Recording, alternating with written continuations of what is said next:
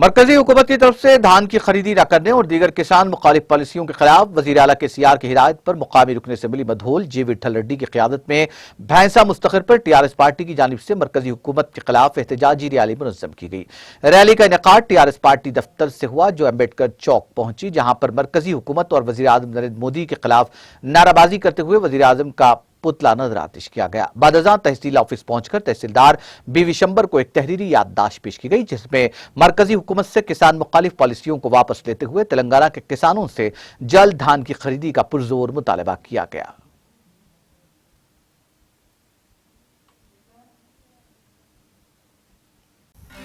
ناظرین، ہمارے TTV news کو سبسکرائب کریے، بیل آئیکن کو پریس کریے، شیئر کریے اور لائک کرنا نہ بھولیں، اور کسی ایڈورٹائزمنٹ سے متعلق جانکاری کے لیے ہمارے اس نمبر پر کانٹیکٹ کیجیے۔